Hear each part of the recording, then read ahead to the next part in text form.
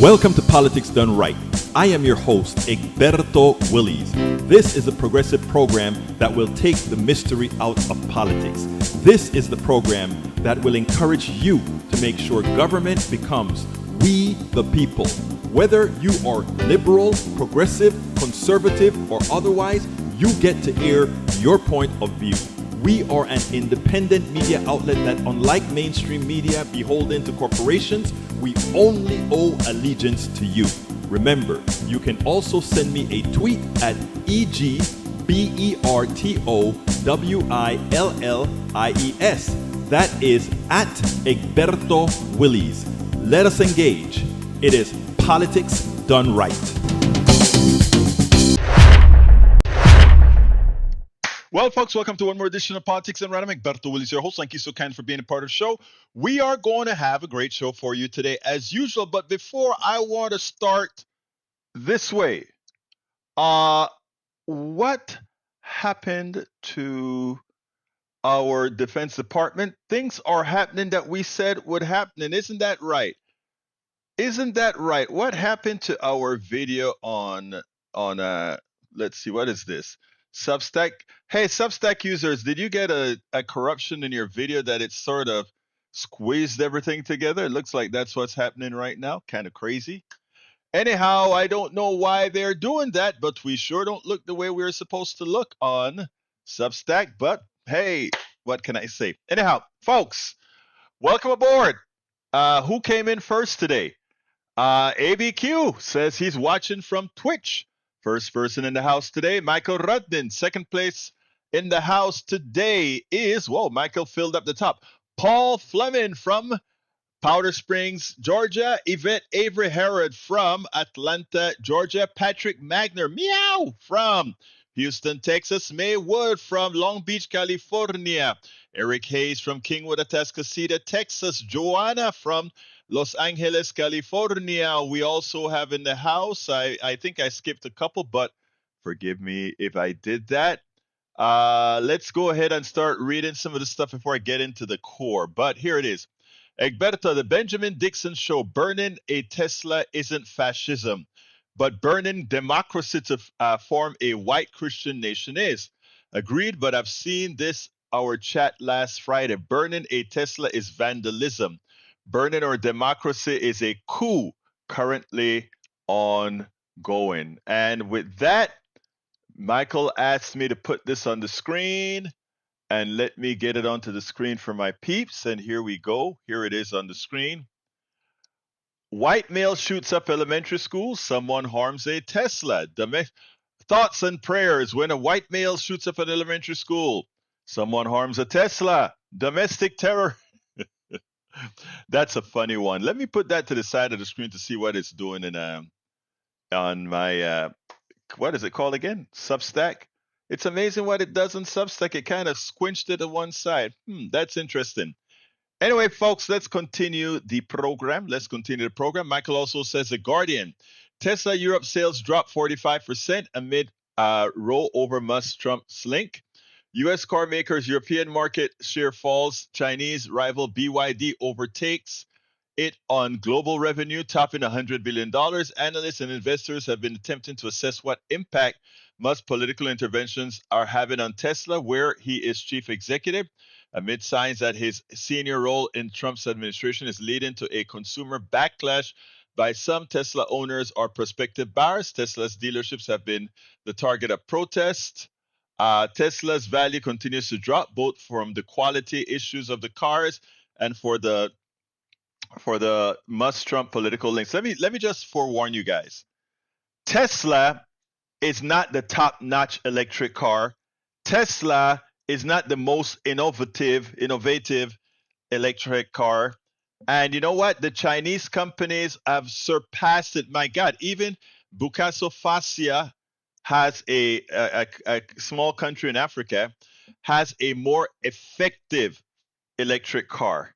Burkina Faso, a more effective electric car. So people talk about Tesla as if it's great innovation. It isn't. Battery technology. Apparently now the Chinese company have a battery that can be completely charged in 5 minutes. Wow. Tesla doesn't have it. And you know what is interesting is Tesla suffers from the same thing that we talk about, and I'm going to use it in the form of DEI. The lack of DEI makes folks lazy, right? Because let me tell you, because for so long, a certain group have had full access to success, whether mediocre or exceptional, it forced others to be exceptional vis-a-vis women and people of color getting those jobs. DEI was supposed to fix that problem, and it started to fix that problem to make sure that only people who had a certain level of experience, a certain level of competency would get the jobs. Well, you know what? Of course, Trump and those guys don't like it. They want to keep their status of mediocrity. Take a look at Donald Trump, a very mediocre human being that was able to become a billionaire just because of who he is. Never built anything, never created anything, but he's a president of the United States. Let's look at Elon Musk. Elon Musk has 3 big companies, right? All of it dependent on sucking the milk out of our country. This South African came here, naturalized, and screwed the country. We paid for his rockets. We paid for his electric cars. We paid for Starlink. He invented none of that. And if you notice, his car companies, as he's running around America supporting Donald Trump, his rockets, however, still fly. His cars still drives. He was never necessary for any of those things. He's just somebody who lived on the umbilical cord of the United States government. You know, I sent a few tweets to some of our reporters a few days ago when one of them called him a genius. Genius of what? What did he create? He's no engineer. He's no scientist. What did he create? I can tell you something that I created, working on an 8259 chip that no other person in the United States was doing it. What did Elon Musk create? What did he create? Newsweek, Mark Zandi. This is from Michael Rudden. Newsweek, Mark Zandi, chief economist at Moody's Analytics, said we can talk ourselves into recession, but this one feels like we're being pushed into recession. Trump has already done more than enough to trigger a recession. A stable economy promotes national well-being, yet Trump and Musk have been agents of chaos, running his revanchism playbook and doing in open embrace of fascism. High tariffs, trade wars, antagonizing allies, racist roundups, mass deportation, nutters and robbers, barons in his administration. Illegally slashing through government funding with a chainsaw, threatening Social Security and Medicare, continuing to push the culture war. Trump ran on fixing grocery prices, but between the tariffs, import tax, bird flu, and greedflation, those prices are just continuing to go up. Again, we always knew that this guy was a fraud. Unfortunately, not enough people realize that he is, in fact, a fraud. All right, Common Dreams. Bernie Sanders, AOC draw biggest crowd of their careers at a rally at Fight Oligarchy in Denver. Bernie Sanders said, the American people will not allow Trump to move us into oligarchy and authoritarianism. We will fight back. We will win. Bernie and AOC exceeded expected turnout tenfold. People are pissed off at that Trump is doing and are ready to push for a political revolution. Get big money out of politics, make our government for the people and not the donor class, tax the rich and their corporations, spend that tax funding on infrastructure investment, social welfare programs to restore the middle class in the country. After all, the rich only got rich by having a rigged economic system that ripped the money away, ripped off the American people. All right, continuing. Let's see what we got here. Para ver. Welcome aboard. Oh, I think I saluted Joe already. J Ray 713 is in the house. He says roar. And we're roaring. Bridge MCP from Binghamton, New York is here. And by the way, J Ray is from Houston, Texas. Check out Lucid, which is made in Arizona. What is Lucid? All right, what else have we got here? Let's see. Woke is out and merit is in, according to Eric Hayes. Let's put that to the test. There's a scandal brewing right now. As you know, Donald Trump just went ahead and attacked the Houthis, and they had to plan this attack. The very competent Hegseth decided that they were going to plan the attack in what again? What tool did he use? That tool that I love. And you know what it's called? Signal. They plotted in Signal, but that wasn't the only mistake that they made. Remember, we told you this guy was inept. This guy had no competency. We replaced a very competent defense secretary with a drunk with a TV show that served on the National Guard with nothing special. DEI? We needed DEI to keep him out, because now all these they went ahead and applied. They prepared the attack on what again? Signal. And the fools made a mistake and added a progressive journalist, and he watched as they were created and preparing and talking about the attack on the Houthis. It's amazing.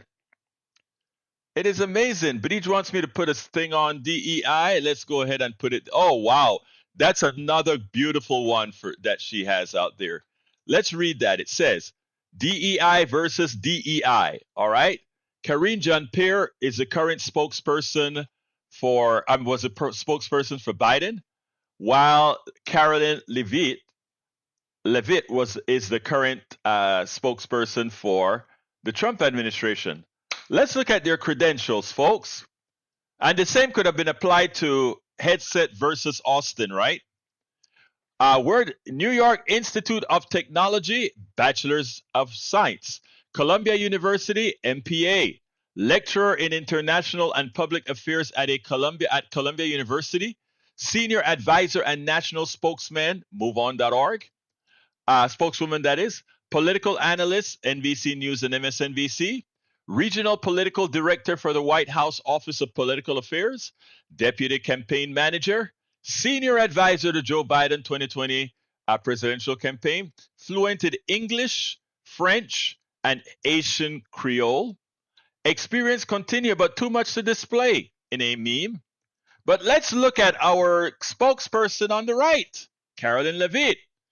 Softball scholarship, St. Anselm College, BA.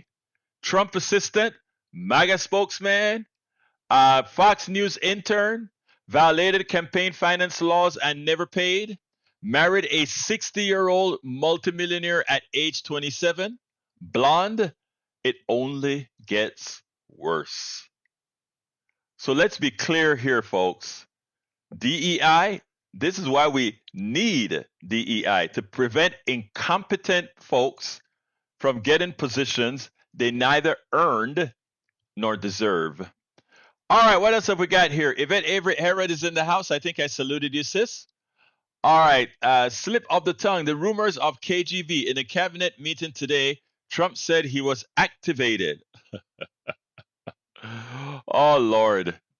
Trump, that must have been a joke, right? Trump says he got activated last week in disturbance slip up amid fears he's a Russian asset. Oh, wow. A former Soviet intelligence. I can't. Thank you for putting this out, sis. But I would have to take a further look on this one before I kind of put it into the story. Let's get back to my chat somehow. Whoa. Chat, where are you? There we go. I almost lost my chat. Okay, what else have we got here? Let's see. E2247 says International Day for the Right. And by the way, I have a 23-minute interview with the congressional candidate replacing Sylvester Turner slash the Honorable Jackson Lee. So please go ahead and if you can call now if you want to say something before I go to the video.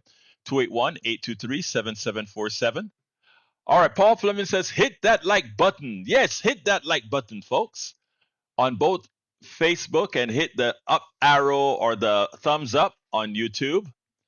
All right, E2247 says, International Day for the Right to the Truth Concerning Gross Violation of Human Rights and the Dignity of Victims in honor of Saint Oscar Romero's life and witness. E2247 also says, the greatest works of liberation theology are not written. They've lived in people such as Archbishop Oscar Romero in El Salvador. Remember, he got killed. Do you remember that? All right. And Contemporary Catholic Conversations, Michael Lee, The Liberation Spirituality of Oscar Romero, and a link is there. All right. Let's see what else we have that I need to read. From Paul Fleming, C-SPAN. If Donald Trump doesn't know about a major incident involving his VP, Chief of Staff, National Secretary Advisor, Secretary of State, Secretary of Defense, Director of National Intelligence, and CIA Director, then who exactly is running the government? Not Trump. Trump on his cabinet members using Signal to text war plans to a reporter. I don't know anything about it. I'm not a big fan of The Atlantic to be anything about it. I'm not a big fan of The Atlantic. Poor thing. I feel for him. His ineptitude, right? Okay, all right, Ray Brackens is in the house. What's up, Ray? Talk to me. Yeah, I actually heard this clip on Instagram. I don't know if it came across on your end, Egberto, but apparently, while there's all these leaks and Signal and things like that, there was an audio clip that sounded like JD Vance basically moaning and whining about the fact that Trump is letting Elon, parade around the Oval Office like he's an elected official. Yeah. And the thing about it was so funny. It was like, he's not an elected official. I am an elected official. He sounded so sophomoric and juvenile, like it's not fair. And I just think it's funny because that's definitely a break in the ranks. And I don't think J.D. Vance really likes Elon very much because he's cutting in on JD's ability to be able to, suck on Trump's whatever, get on his rocks off Let so me he tell you, can, I garner saw I favor. let me just tell you, I saw the video clip. Just like the reason I didn't go ahead and read the thing that I love the article that Breach just put up there, is that I I really try to validate stuff because with AI there's so much crap out there, and I don't know if that is an AI generated voice or not. Let me tell you what I did. Right, I was testing out writing, putting voice over on one of my books. Right, another book that I'm writing, and I said, you know what? Let me see if I can record my voice and have AI read the book. And you would not imagine how close AI came to sounding like me reading my book. It's a trip. So I didn't. I have it. I actually saved it, but I didn't play it today because I don't have any validation. So that's the only reason I haven't played it. But I saw it. Okay, yeah, well, that's fair enough, Egberto. And just with that being said, you have to be, extra diligent with these type of things because of deep fakes floating around out there. But Exactly. I mean, it's very plausible that it was a real clip Oh, because JD Vance does sound. I think it's real. Don't get me wrong. I think it's real. The only thing I know is that I am biased and I could be wrong. So I don't want to put that out there and mess with my credibility. That's all. No, you have a reputation. I understand, Egberto. But that's all I really wanted to throw out there. It actually made me laugh because it was almost like JD Vance sounded. He sounded like the SNL caricature of himself. Yes, yes. But anyway, thank you, my brother. I'm going to today I'm playing the interview with Amanda Edwards. So I'm going to play that now, and then we'll finish on the other side. All right? All right, bro. I'll watch and see what you got to say. Thank Thank you, you. brother. Peace. All right, folks. The replacement for the Honorable Sylvester Turner, who honorably replaced Sheila Jackson Lee. Let's listen to, and this is a very important seat. Let's listen to it. Welcome to another edition of Politics and Random. Egberto Willis, your host. Thank you so kindly for being with us today. Today, I'm honored to have once again Amanda Edwards. Amanda Edwards is a native Houstonian, former at-large city council member, attorney, and founder of a community nonprofit that empowers various groups from seniors to women. Amanda is now running to serve the historic 18th Congressional District in the United States Congress. Amanda, welcome to Politics Done Right. How are you doing today? I'm well. How are you? I am doing fine. And it's interesting because you are also on the road. You've already started campaigning. Is that right? Have already started campaigning on Wednesday. We were very fortunate to have the opportunity to launch our campaign in the community, surrounded by community members. And when we did it, that was intentional because that's actually not just what this campaign is going to be about. That's what this work needs to be about. We're going to put the people over the politics. And right now, there's so much going on in Washington, and people are feeling disconnected. And so you want somebody who can go up and speak up and fight back, but also someone who's going to always have that community first in the forefront. And that's the legacy of service that I've been able to render, but also just my approach to how we build our community so that we realize our full potential in the 18th Congressional District. Well, you are vying to replace Sheila Jackson Lee and Sylvester Turner. Sheila Jackson Lee was a stalwart in the district. She was to be found everywhere in that community. So that community is sort of used to having your congressperson there, accessible and fighting for that community. Sylvester Turner was a newcomer that sadly could not serve his entire term. How do you intend to keep that mantra of that ability to be there in the community? I wonder sometimes a lot of our Congress people don't realize that community engagement is one of the most important parts of being a congressperson. That's my background. I started off in college as a community building and social change fellow. So I learned at a very early point that you don't build community by imposing on it. You build community by working alongside it, listening, amplifying their voices, building the trust so you can have long-term and sustainable change. That's where the community then it begins to embrace and own the changes that you're trying to create in your communities. And so you respect them. They're your partners, is how I see it. When I got back to Houston after I finished school, I had already worked in 6 different CDCs, community development corporations. And so I had that background. So when I got back home, I was practicing public finance work. And so I was building schools, building hospitals, just public infrastructure for public projects. And I was also doing a lot of nonprofit work. So I was board chair over at Project Row Houses, and, building community, with arts and other social service programming. And it was a great opportunity for me to really embrace our Houston fabric and what was needed, what the residents were saying they needed. So I eventually ran for and became one of the at-large city council members. And in that work was very responsive to community needs because I listen. You can't lead people unless you have an opportunity to listen to them. And the best way to listen to them is if you're present. And part of that is forging that relationship, being present, meeting people where they are. You don't expect them to, I didn't expect people to come to City Hall to come see me.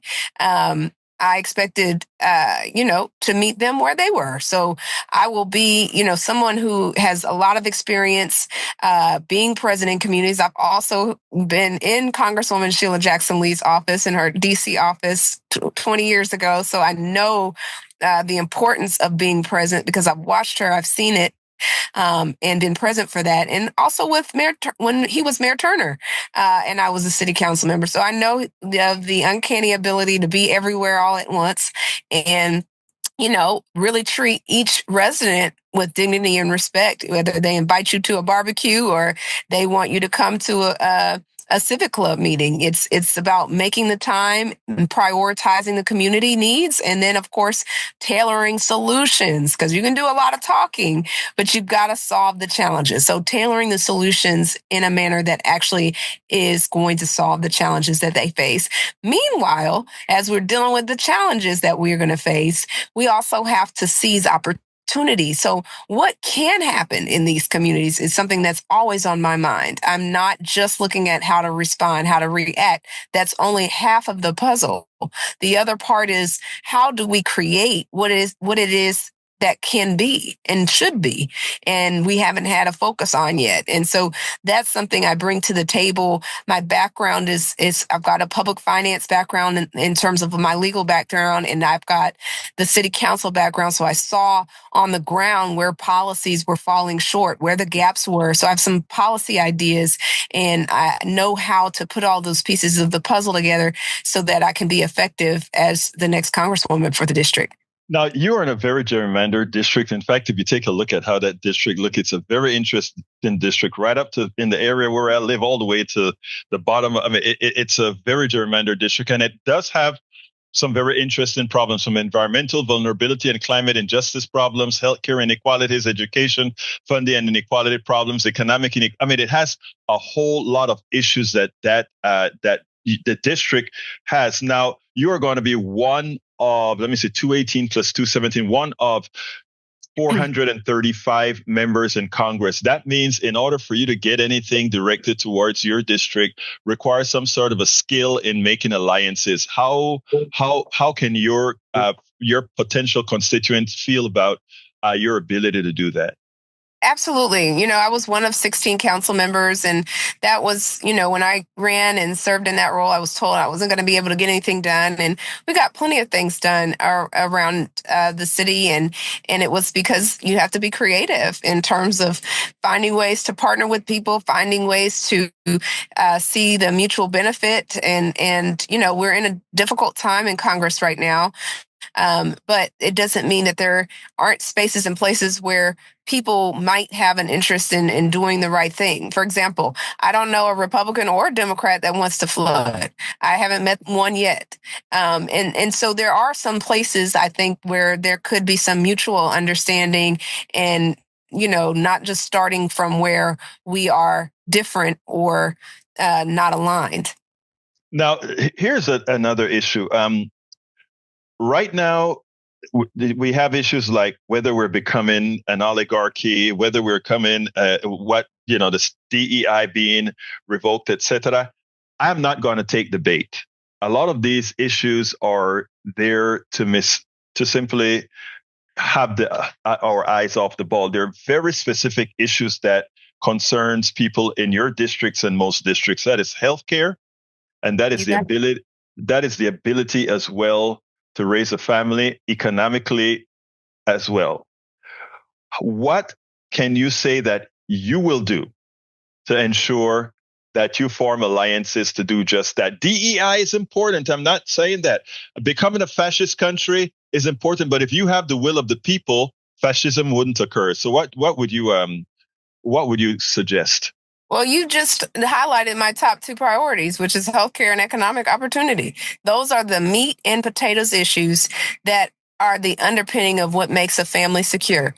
And so if you don't have your health, you don't have anything, right? And so healthcare access is being peeled back as we speak. There was an executive order that President Trump signed to repeal or go back on the negotiated pricing for prescription drugs that were part of the Medicare changes that took place.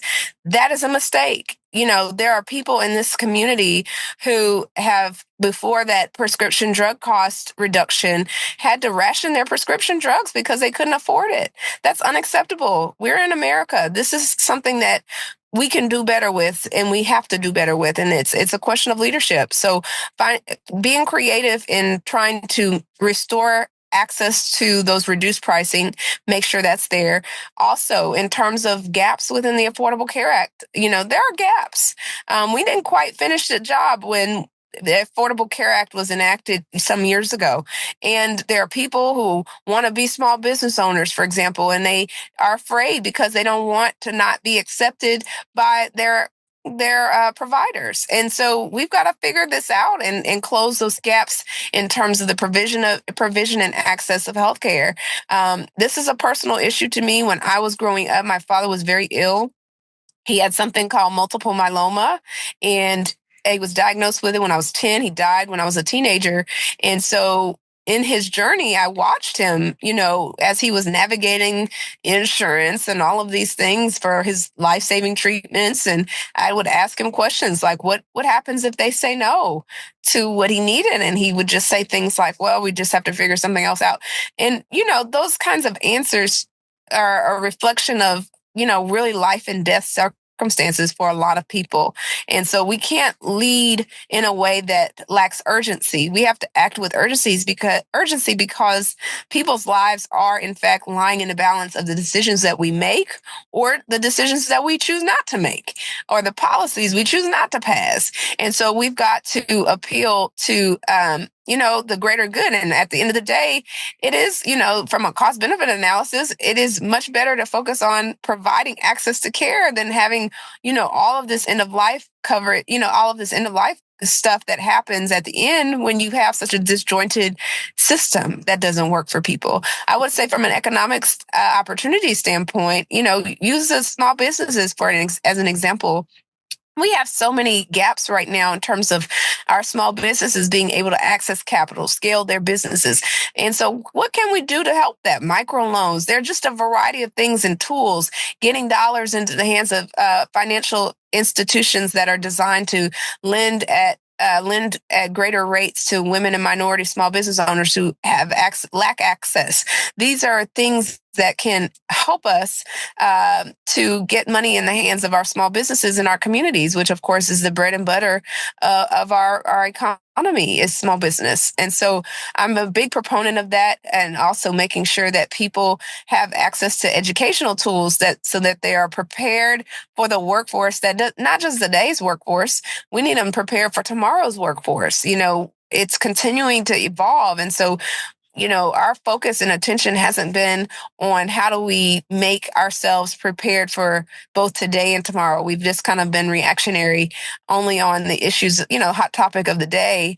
And we've got to get really focused with a clear vision on how everybody in the 18th congressional district will have the opportunity, not just to get by in the 18th. We want them to thrive in the 18th congressional. And that will be my priority. I am a small businessman, and I know one of the things that happens to every small businessman, and you are vying to be the representative of a huge amount of young people that are very business minded, young people that are business minded. But one of the things that afflict them is that there's a definite tie between healthcare and owning a business. No other country in the world does a person have to think about healthcare being the limiting factor of them being able to have a business. In our country, unfortunately, that is the case. We have not, when I say we, I shouldn't say we as the person asking the questions, but Democrats as a whole have not really differentiated themselves from Republicans in seeking a just healthcare system that acknowledges that healthcare humanely should be a human right. And as such, we shouldn't have to have these machinations for healthcare. Will you explore? I mean, I will not put any congressperson on the spot to give somebody else a soundbite. I won't do that. My question is whether potential Congress people like you will be open to solutions that calculably points out that there are better ways of handling healthcare in its totality than we are doing it in a very inefficient and inhumane manner right now. As a policymaker, you always have to be open to all ideas and all discussion points. That's part of being a good leader, is to take in the input and really analyze that and figure out what is the best solution. We're in this very complicated structure right now. And so, of course, you ended up with the Affordable Care Act as a kind of a compromise position, I suppose. But, ultimately, we were never supposed to just stop as it was, and it did. And then, of course, it was supposed to be something that was refined, improved, and then, explore other potential options. That was kind of the game plan. But when it became a hot topic and there were lawsuits everywhere, then it became a situation where nobody wanted to touch it because of the political fallout from it. And I think we can't think about the political fallout. I mean, you have to be aware of the political fallout, but you've got to also know that as you are delaying increasing access to coverage, that there are people whose lives are being lost. And that's something that's a real life issue. So, certainly I am open to exploring all of the possibilities of what is the best way to get as many people in our country, insured and healthy and having their health, and also from an economic standpoint, having their economic opportunity, which for many is being threatened as well. They're intricately linked. Healthcare and economic viability, they're intricately linked. And again, I just want to make sure one thing. The thing that I find most concerning all of the times is that too many times the choices that are made are not necessarily made for the people in the community, but the people, the business people. As a business person, the question really is, will you buck that trend? I talked about it when I announced this is I'm not, an establishment candidate. I'm not anything but the people's candidate. That's who I am. This is what this work is about for me. And so I take it very personally that we get this right for our community members who don't want to just be exploited around the campaign season. And of course, their name, where they live, how to find them when you're needing something from them. But turn around when it's time to deliver, where to be found. That system, and that we have been perpetuating a system of exploitation and creating mistrust with the government because we've been overpromising and under-delivering. We've got to change that. And so I'm committed to being a part of that solution and being someone who, communicates honestly, effectively, and empowers the residents with the information they need to be their best advocates and to improve their communities. And so that's what you can expect to see from me. I consider community members to be my partners. So I cannot go and do this by myself. I don't get a cape, if elected. That's not how this works. I get a chance to serve in that seat and use the tools at the disposal, but you've got to have the power of the neighborhoods behind you and the community backing you. Two more questions. Very Yes, important one. Your district is a very low performance district with respect to voter turnout. Yes. There are a lot of politicians within your district that have solid coffers that aren't, in my opinion, spending to put out and get the vote out. A true democracy means people are engaged and people want to be engaged. What are you going to do to make sure and bring those voters out? Because in what purports to be a crowded field, it seems like you're going to need a whole lot of voters coming out. Yeah, I mean, they've got to hear themselves reflected in what you have to say. If you have a vision with them thriving in it, you got to spell that out and get them out and understanding that it's okay to trust again. It's okay to participate again. People are feeling very disconnected from this process. And so we've got to get them back on board. We've got to have honest, difficult decisions. Some of those decisions tie to why did people not show up back in November? We got to have those conversations. We can't just skip over why people are feeling disconnected from the status quo and from the establishment. And once we have those conversations, we start talking about, well, what are the solutions and how do we bring you in and how do we get you to trust this process again? Because obviously that's been abused. So you are intended to bring those out. Last question. Your field is going to be full. There Yes. are quite a few people that are going to be running. How are you going to differentiate yourself? Because every single Democrat that is running in that race is going to have some standard bullet points that they're going to say. How are you going to differentiate yourself from them? I think I am the candidate in this moment that is most needed in this district. And the reason that is so, not only do I bring the ability to fight back with Donald Trump in terms of the policies and the activity and the lack of regard for the rule of law, but separate from that, I'm also somebody who has a tremendous amount of experience, not just on having worked in Congresswoman Jackson Lee's office in DC, but also as someone who has been a public finance attorney. So I understand how funding projects work. And part of what you do when you are a congressional member, you're responsible for bringing some money home.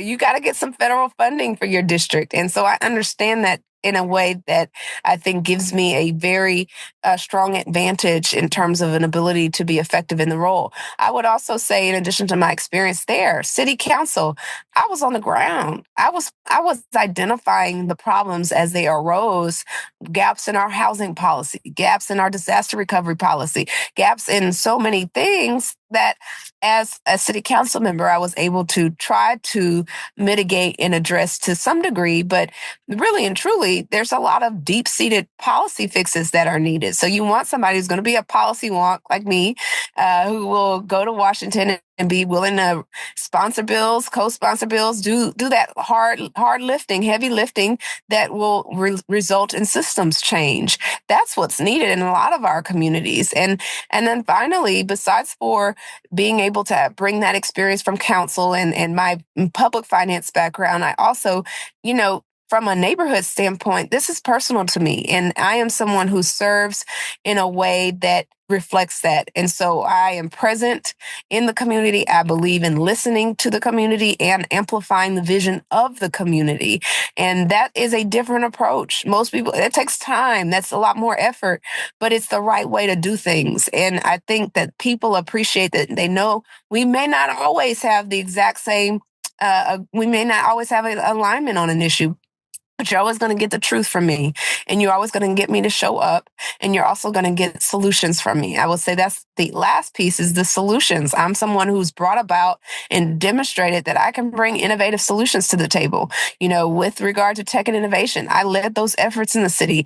We didn't have investment in our startups, and so now we have an innovation district. We increased our investment in startups by exponentially as a result of the work that we did, and so that's an example of that among many others. So I think if you're looking for somebody who's going to be able to fight, someone who knows how to hit the ground running on day one because of her experience, someone who's going to bring innovative solutions to the table, we cannot fight and go about things the same way as we always have, because these are different times and they call for different measures and different leaders. And I bring that type of leadership that I think the district needs. How can they reach you? www.edwardsforhouston.com is our website. I'm also on social media, so you can follow me on X, AK Edwards TX, or Facebook. You can follow me, Amanda K. Edwards TX, or Instagram, Amanda K. Edwards TX. And I have TikTok and all of the other things. So all the rest. Thank you. And Blue Sky. I was about to ask you about Blue Sky. We have Blue Sky. Yes. Okay. Yes. Excellent. Anyway, folks, Amanda Edwards, she's running for historic district 18 congressional, the 18th congressional district, replacing Sheila Jackson Lee and Sylvester Turner. Thank you so kindly for having been on Politics Done Right. Thank you so much for having me. All right, folks, I hope you enjoyed that. Before I get busy, I want to point out something that's very important. We got a new limerick from our poet laureate, and you know who that is, El Señor Zarnik. Anyway, here it goes.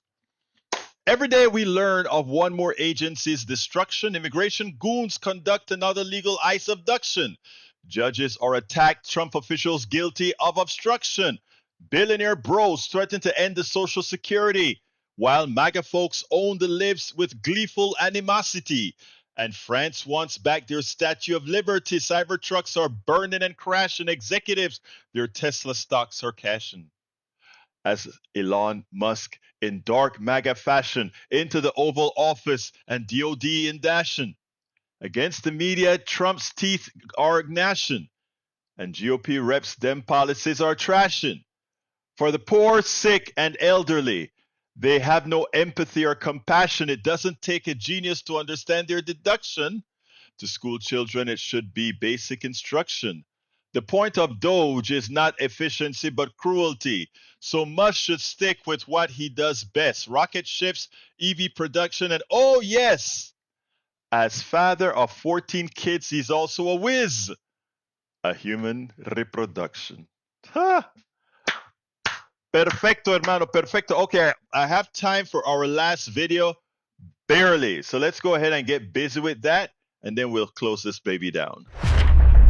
Folks, you will hear Donald Trump said he's not after Social Security or Medicare or Medicaid. He just wants to get rid of the waste, get rid of the fraud, get rid of all the inefficiencies. That's what he tells you, right?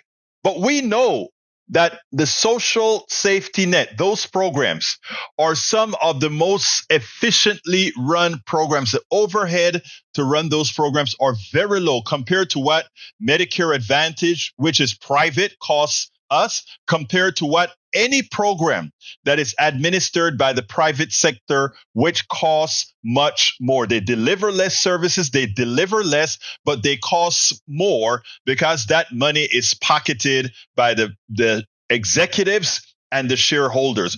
Don't buy into the fallacy. Don't buy into the lie that Donald Trump and his administration is not planning on cutting your Social Security. They will tell you, well, to cut Social Security, it needs 60 votes in the Senate, and we will never get 60 votes in the Senate. So your Social Security is safe. So your Medicare, Medicaid is safe. It's a lie, because there are many ways to skin a cat, and they are laying the foundation for skinning the cat. First, I want to let you hear 3 videos. The first 2 is Elon Musk first calling the Social Security system a Ponzi scheme. The second one is where he's saying all entitlements are where the fraud is. All entitlements is where the money is. And the third video is Commerce Secretary Howard Lutnick in his mind thinking that if they withhold Social Security checks for a month, the only people will complain are the thieves, because my grandmother and grandmothers and all these other people dependent on Social Security, if they miss a payment, they'll just wait the next month for the other payment. He's saying, oh, they won't matter. These guys live in such a bubble that they don't understand that the earned benefits and the social welfare programs and the social programs that many Americans depend on. It's not that these are lazy folks or these are less than folks. These are folks that have worked all their lives. They're just in an economic system that never paid them what they're worth. But I tell you what, I want you to listen to these 3 video snippets. They're very short, and then we'll take it on the other side. Social Security is the biggest Ponzi scheme of all time.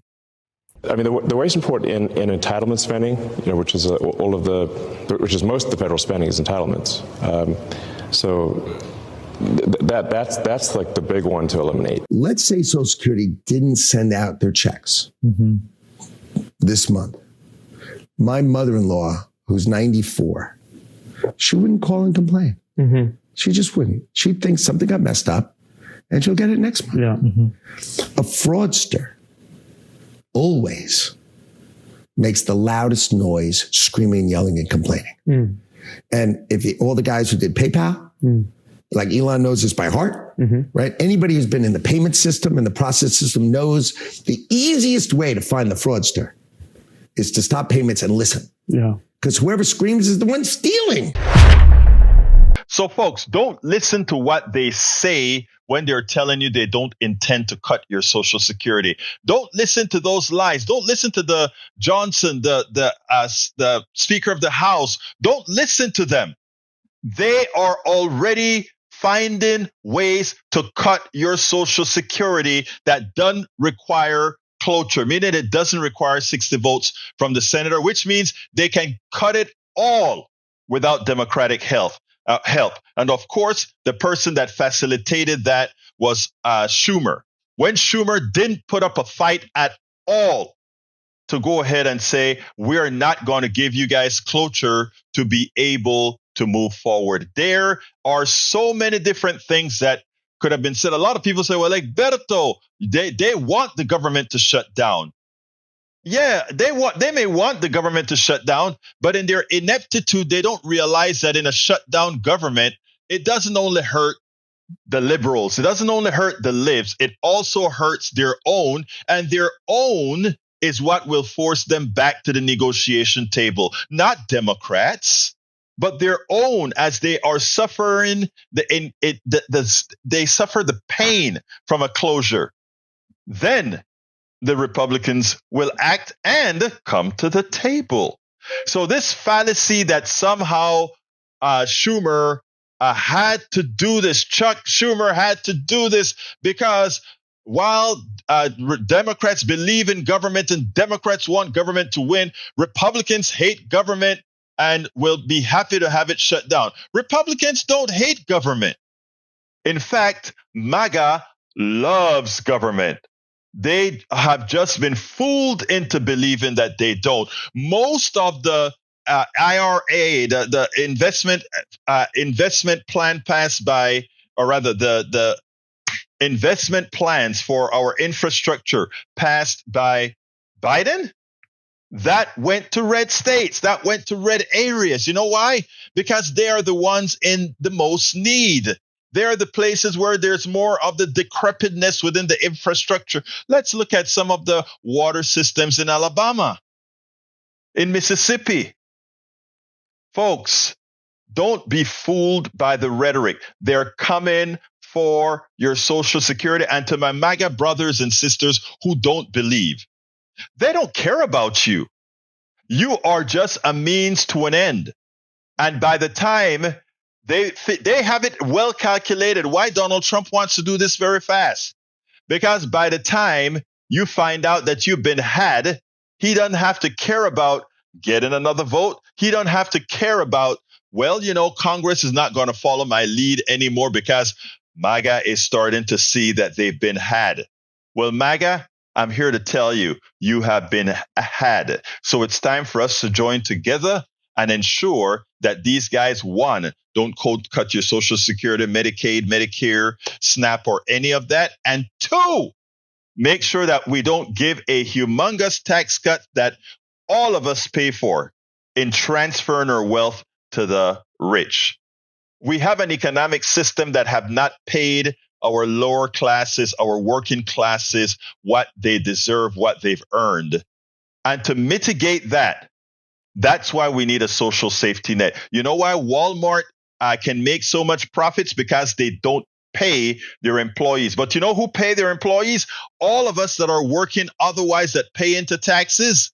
We pay their Walmart employees through SNAP, Medicaid, etc. If we want to clear all that up, make sure that people can have a living and earning a living wage where they can survive. They're coming for the social safety net. They're coming for your Social Security, your Medicaid, your Medicare, and all of it. And if you doubt it, remember the words you've just listened to. They're absolutely coming for it, folks, and they're doing it in many different ways. Delayed payments, closing Social Security. None of this needs cloture. None of this needs 60 votes. Making sure that Social Security offices are closed. A lot of folks in Appalachia and the ghettos and the barrios, when they realize there's not an office close enough to them, but specifically in Appalachia and these areas, watch what's going to happen to these folks. They're going to just forego getting their Social Security because it's too darn difficult for them to get and nobody to complain to. That's why they're taking down the phones. And the news media is not going to be able to go ahead and get every single Social Security person that's getting screwed.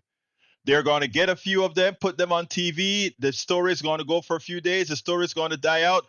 More people going to be looking for their social. Look, let me tell you, folks, they're planning to gut it in such a manner that they don't need the 60 votes. And I'm not saying this out of just saying it for the sake of it. They've heard people say things like that before. We kill it with 1,000 slices. With 1,000 slices. Paul, and he's charging them. Yes, yes. All right, we are at 3:59 at the end of the show. Egberto, stop giving them your validation by attending to them. Okay. Who are we talking about again? Who am I attending to again? I forgot who you mean.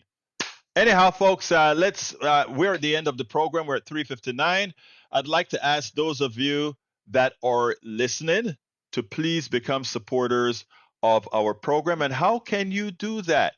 You can become a supporter of our program. First of all, if you want hard copy of our books, you can just go ahead and get our books at politicsdoneright.com/books. Okay, if you want hard copies, all of the books also have hard copies. Additionally, here is the deal, folks. If you want to support this program, ensure that we can continue flooding the zone to make sure that people are aware, people are educated with this information, please go ahead and go to politicsdoneright.com/newsletter. Become a paid subscriber of our newsletter. Paid subscribers of our newsletters get to read all of those books that you see online there. You get to read them online.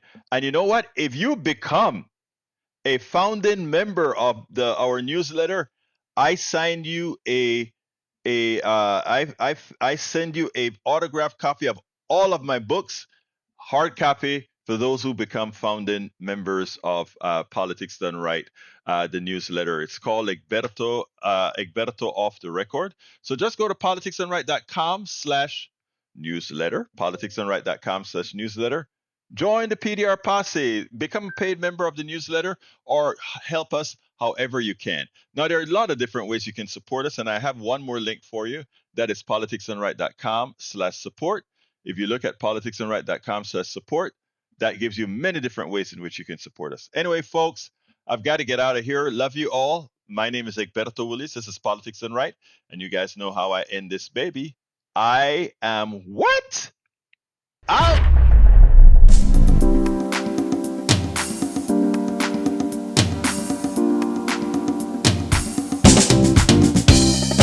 Welcome to Politics Done Right.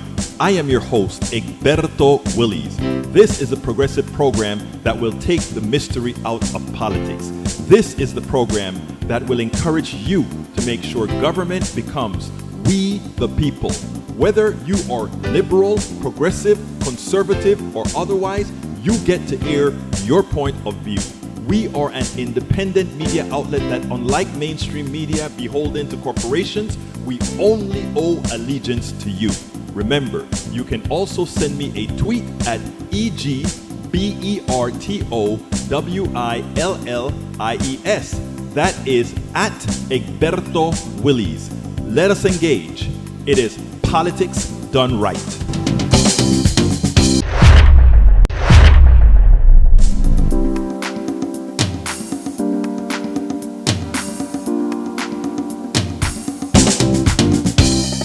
Welcome to